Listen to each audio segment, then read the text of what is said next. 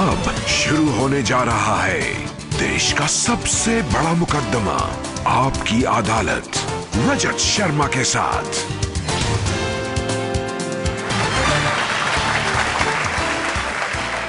नमस्कार, आपकी अदालत में आपका स्वागत है। दिल्ली के पास एक शहर है बरेली। कई अरसे से बरेली को जाना जाता है दो चीजों से। एक वहां एक बहुत बड़ा पागल खाना है और दूसरा बरेली के झुमके। आपने सुना होगा, झुमका गिरा रे बरेली के बाजार में। लेकिन आज आपकी अदालत में एक ऐसी शख्सियत को पेश कर रहे हैं जिसने बरेली का नाम पूरी दुनिया में रोशन किया। एक ऐसी लड़की जिसने बरेली से बाहर निकलकर पूरी दुनिया में हिंदुस्तान का, भारत का नाम रोशन किया। एक ऐसी शख्सियत जिसने मुंबई पहुंचकर पूरी फिल्म इंडस्ट्री के दिलों पर राज किया। मैं आमंत्रित कर रहा हूं करोड़ों लोगों के दिलों की धड़कन, सेंसेशनल प्रियंका चोपड़ा को।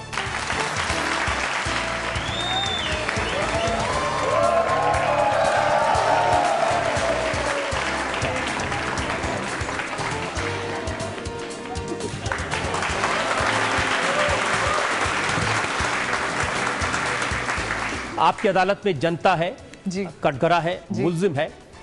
आज इस मुकदमे के लिए खास तौर से हम आमंत्रित किया है जज के तौर पर हिंदुस्तान टाइम्स के HT सिटी के एडिटर सोनल कालरा को। सोनल कालरा,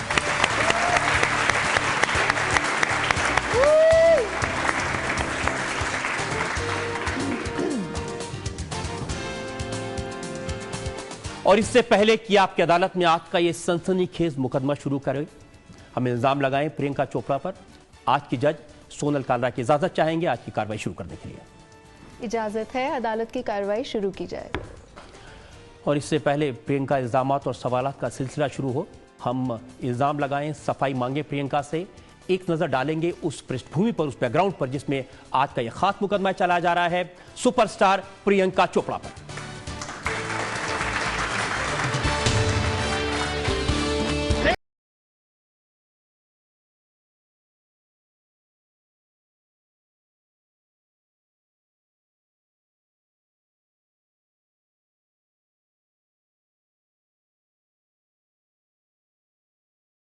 तीन हीरो ने कुछ ही महीने पहले रणबीर कपूर के साथ प्रियंका चोपड़ा की फिल्म अनजाना अनजानी हिट हुई।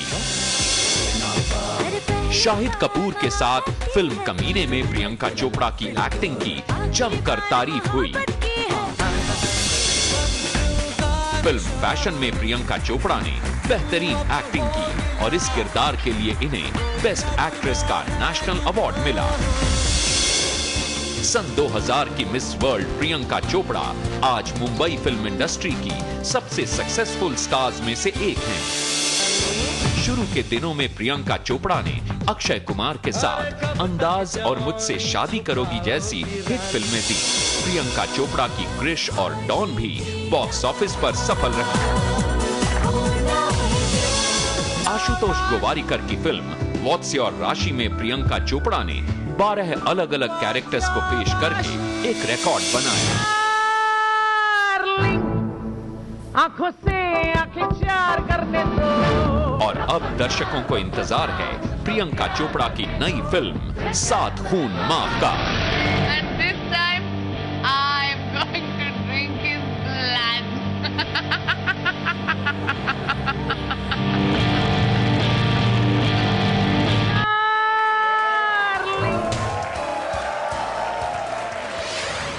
सबसे पहले नमस्कार and thank you very much everyone for being here.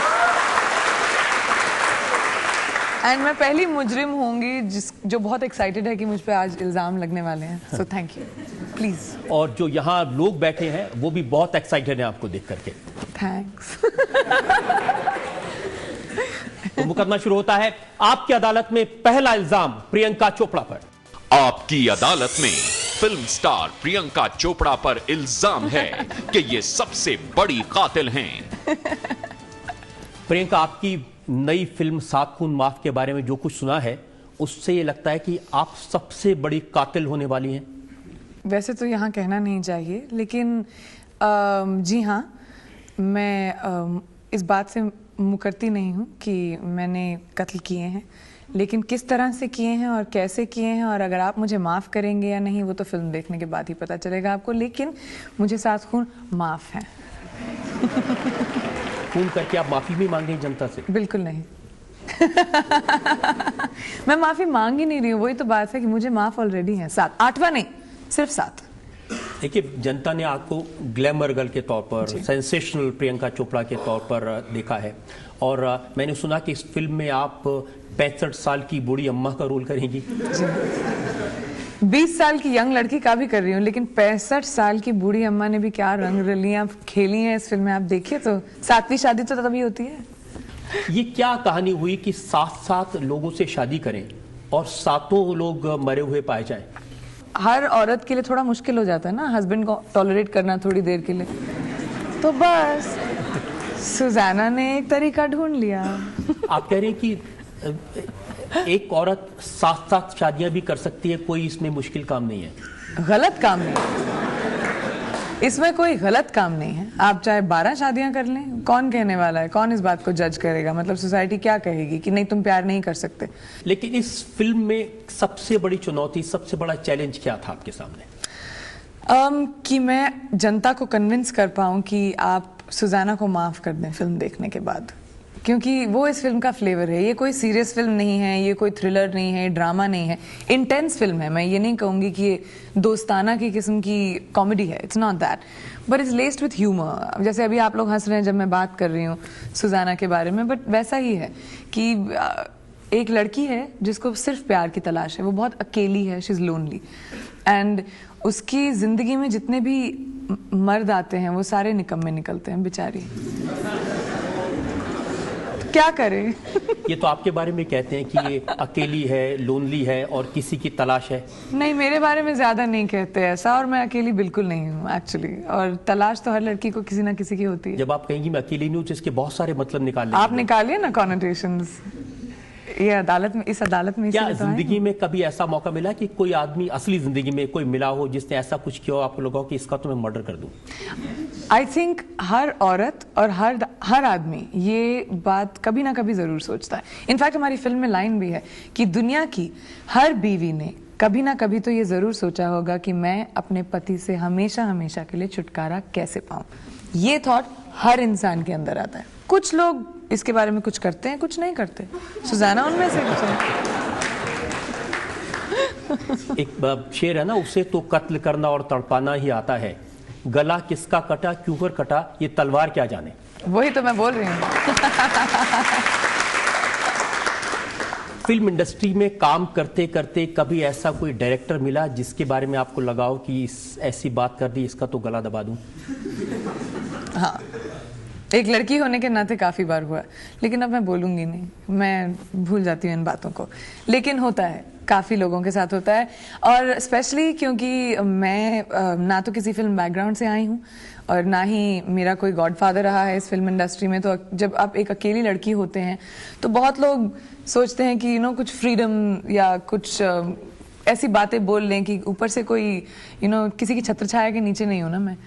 तो वैसा काफी हुआ था मेरे साथ, लेकिन मेरे पेरेंट्स ने मुझे काफी अच्छे उसूलों के साथ पलाया बढ़ाया। तो कभी ऐसा नहीं हुआ कि किसी ऐसे हादसे की वजह से कोई फिल्म छोड़नी पड़ी हो? नहीं, मैंने छोड़ी भी है, फिल्में छोड़ी हैं, उन डायरेक्टर्स के साथ काम नहीं किया। उसके बाद मैं सेट से वॉक आउट कर गई हूँ। मैं बहुत सेल्फ रिस्पेक्टिंग हूँ। मेरा आत्मसम्मान मेरे लिए सबसे जरूरी होता है।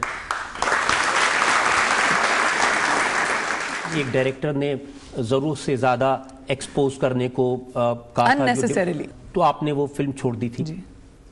क्या हुआ था कि थोड़ी बदतमीजी से बात की थी एक्चुअली, और मैं नई फिल्मों में आई थी। ये डायरेक्टर बात कर रहे थे मेरी ड्रेस डिजाइनर से, और शायद उन्हें पता था मैं थी उनके पास में खड़ी हुई और ही डिडंट केयर, या तो वो जानते नहीं थे कि मैं हूँ या नहीं। लेकिन उन्होंने ड्रेस डिज़ाइनर को बोला, कुछ बहुत चीप सी बात कही कि ड्रेस तो इतनी छोटी होनी चाहिए कि सबको आके देखनी चाहिए ये फिल्म वगैरह, कुछ ऐसा बहुत गंदी बात कही थी। तो बस मेरा दिमाग सटक गया और 2 दिन की शूटिंग हो चुकी थी। आई डोंट थिंक उस डायरेक्टर को अभी तक पता है कि मैं क्यों उनकी फिल्म छोड़ी, लेकिन अगले दिन मैं घर गई और नई फिल्म इंडस्ट्री में आई थी तो शायद इतने पैसे भी नहीं थे, लेकिन मैंने अपनी मॉम को बोला कि साइनिंग अमाउंट वापस करो और 2 दिन की शूटिंग में जितना भी खर्चा हुआ वो भी वापस करो, मुझे ये फिल्म नहीं करनी, और मैंने छोड़ दी। आई थिंक अगर वो इस शो को देख रहे होंगे तो शायद वो जान जाएंगे कि मैं उन्हीं की बात कर रही हूँ। उसके बाद उनके साथ कभी काम भी नहीं किया मैंने। और एक आप ये भी कह रही है मुझसे कि जो भी पूछें जरा तहजीब से पूछें। रजत जी वो तो आपके बारे में हम जानते हैं, तमीज़ तहजीब तो आपको आती है। अभी आपने कहा कि इस मूवी में आपने 7 मर्डर्स इसलिए किए कि सारे के सारे हस्बैंड्स निकम्मे थे। अभी तुम्हारी नई शादी हुई, तुम्हें एडवाइस दूंगी। अगर रियल लाइफ में कोई निकम्मा मिल गया तो वो मर्डर हो जाएगा कि अब तो प्रैक्टिस हो गई है, सो यू नेवर नो। कहते हैं कि अगर हर चीज को प्यार से टैकल किया जाए तो अच्छे से। हाँ, कोशिश की थी शायद सुजाना ने, नहीं हुआ, बहुत निकम्मे थे। नहीं हुआ, बिल्कुल नहीं हुआ। कब तक माफ करने की उम्मीद करते हैं? 8 मैं तो माफ कर दूंगी, वो नहीं कर पाई बेचारी। कितने माफ किए जाए? 7? सिर्फ 7। आपको मौका मिले जी असली जिंदगी में एक खून माफ, तो किसका मर्डर करेंगे आप पक्का ये सवाल पूछना चाहते हैं मुझसे? पक्का आपका?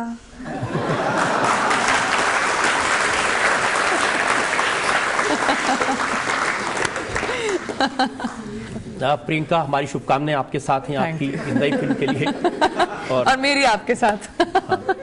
मर्डर के साथ। जी हाँ। और लेकिन मेरी जो फहरिस्त है सवालात की बहुत लंबी है जी, हमें एक ब्रेक के रुकना है। हम एक ब्रेक के रुकेंगे और ब्रेक के बाद आपकी अदालत में प्रियंका चोपड़ा पर जनता के सवालात और इल्जामात का एक और दौर। दरवाजा किसने खोला था इनकम टैक्स वालों के लिए? सर यूजुअली हम सबके घरों में जो हमारे घर में हेल्प करता है वही दरवाजा खोलता है और मेरी मेड रंजीता है। आपकी मेड की शक्ल शाहिद कपूर से मिलती है? मुझे लग रहा है।